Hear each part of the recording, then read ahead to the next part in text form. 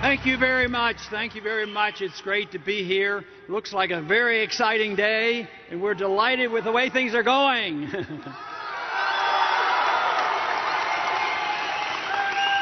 The one thing about our campaign, it's been identified with one particular word, and I'm very proud of it. We are identified with the cause of liberty.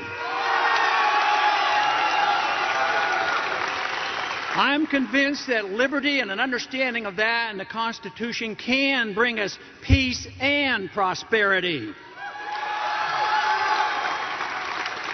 But today I'm going to emphasize something slightly different from just the cause of liberty, because there is something that precedes liberty, and that is life.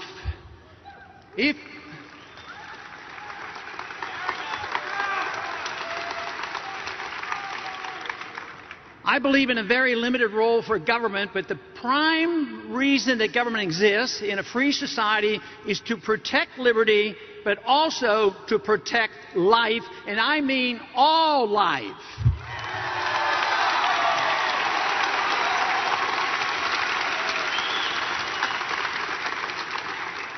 Now, I want to tell a very short story, because time is short, about how I came to be very strong right to life. When I was in medical school in the 1950s, it was a non-issue. It was assumed everybody was pro-life and abortions weren't to be done. In the 1960s, as I was a medical resident studying OB/GYN, the doctors in the medical centers were defying the law and doing abortions. This shook me up. One day I walked into an operating room and they did a hysterotomy, which is a cesarean section, lifted out a baby that was crying and breathing, and put it in a bucket in the corner of the room and let it die and pretended nobody heard it. That was rather disturbing. But as I walked out of that room, because I was a student and an observer, I walked out of the room and walked down the corridor. And a baby about the same size was born prematurely. And all of a sudden, 20 people, nurses and doctors, all rushing around to save the baby's life, which seemed very logical. But my conclusion that very day is you cannot have relative value for life and deal with that. We cannot play God and make those decisions. All life is precious.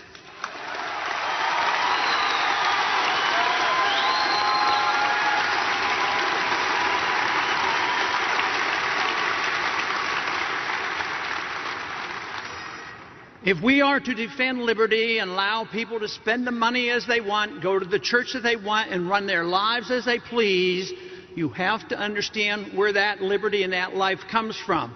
It does not come from the government. It comes from our Creator.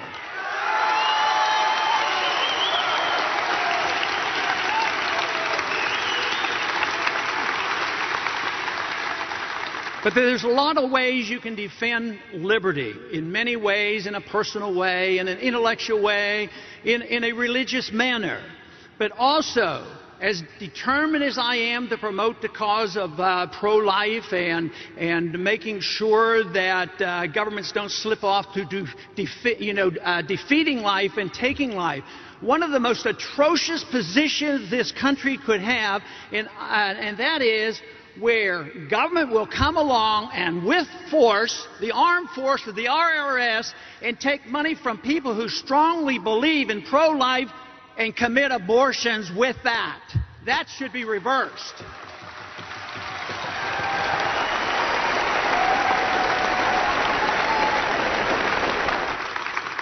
But being pro-life can be extended, and pro-liberty even into all ages.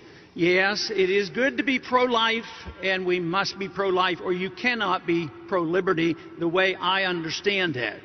But I also think it's being strongly pro-life if we work very hard to have a policy when those young people, those babies that are born, when they come of age, that their lives are just as precious and they are never required to fight in undeclared, unwinnable wars.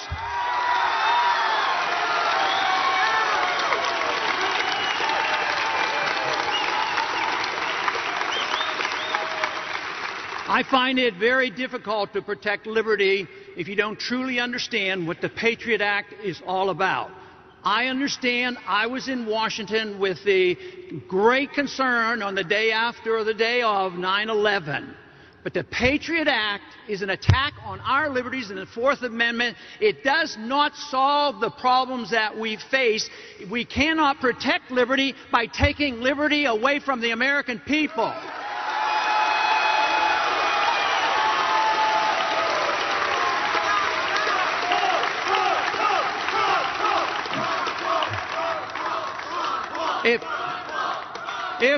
If you want to think about the issue that comes about if you get careless with the protection of liberty, the Patriot Act, along with the TSA, just think of what is happening at our airports. If we tolerate that type of interference with our liberties, I believe that we have to be pessimistic about the outcome of what we're doing.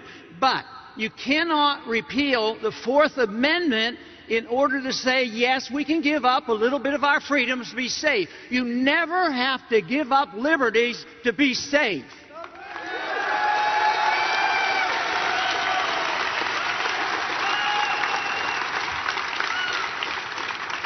You know, foreign policy has been a big issue in our campaign because the country is tired of the war.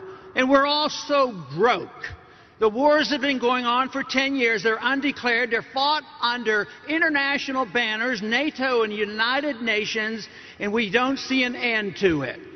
But it's also costing us a lot of money. We're into wars that are costing us trillions of dollars. Those trillions of dollars should have been left in the economy to build jobs and produce prosperity here at home.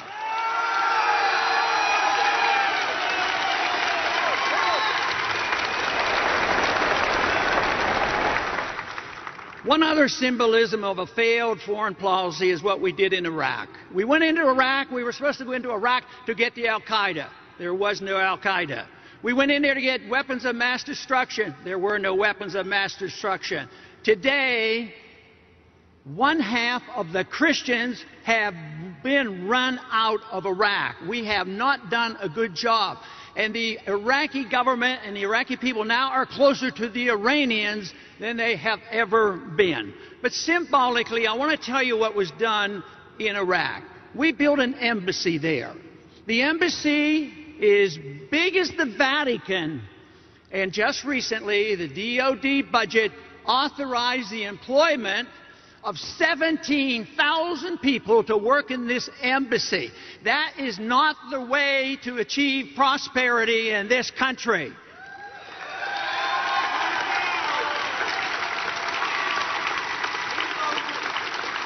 But there is a lot that we must do to promote growth in this country. But you have to know why we have problems in this country. Why do we have boom periods and bust periods? It is related to something very, very important if you want to understand economics and you want prosperity. You have to understand the monetary policy. You have to understand the mischief of the Federal Reserve System, and we have to change it.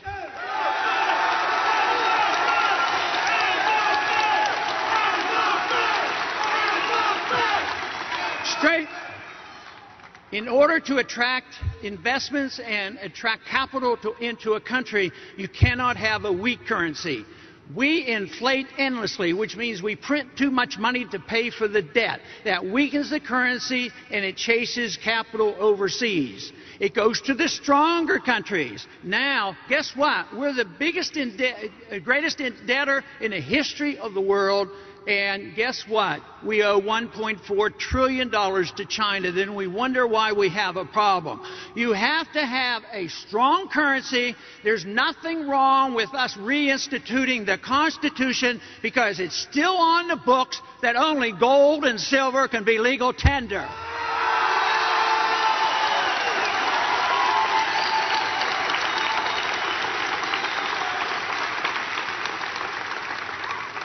Also, you have to have the proper environment for companies to bring their money back home. You can't have a company make money or park money overseas and then double tax them when they come back home and charge them 35% again. That's chasing capital away. That has to be changed. And it would be a good idea for us to give serious consideration to get rid of all this income tax and corporate taxation.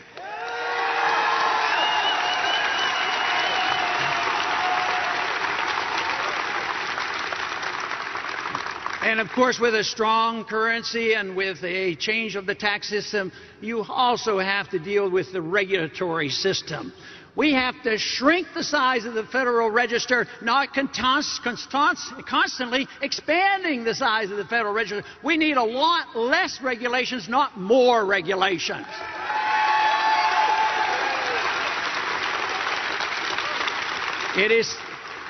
It is said that those of us who promote the free market system, that we don't care about regulating those ruthless big corporations. But just think of how the marketplace and sound economic policy in the Constitution would regulate those companies and banks that are ripping us off. That's the regulation that we have to have. And we don't need to be bailing out the big banks and the big corporations, dumping the debt on the American people, causing the unemployment, and causing the little guy to lose his house.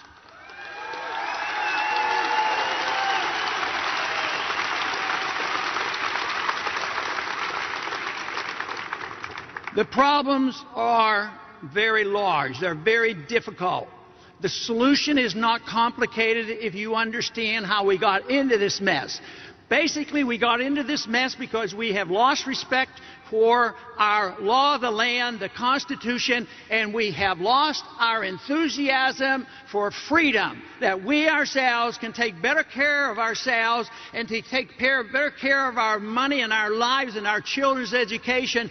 The whole works is done much better without the federal government down on our backs and in our wallets. It's time we restored freedom to America.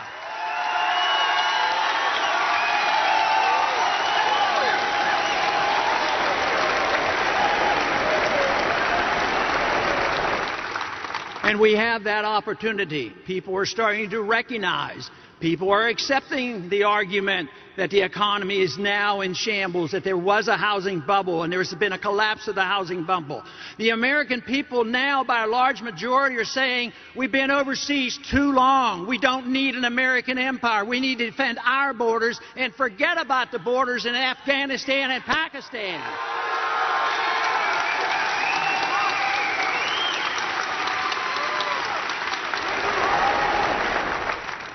It's time to bring the troops home.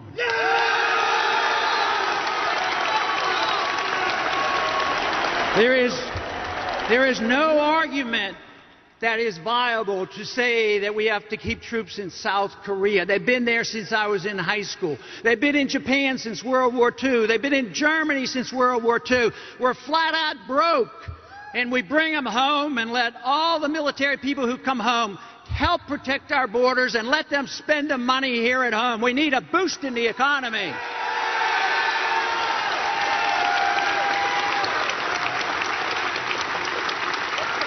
If we got into this trouble by a lack of loyalty to our rule of law and our Constitution, it is not all that difficult. All we have to do is restore the belief in freedom, restore the belief in what made America great, restore our conviction that the Constitution works. It would take a while, but it might only take a year. We're into the 4th year now of this recession. Yes, we got in this trouble by not having respect for the Constitution. We can get out of this trouble by respecting the rule of law and sending only people to Washington who know and understand and will obey the Constitution. Thank you very much.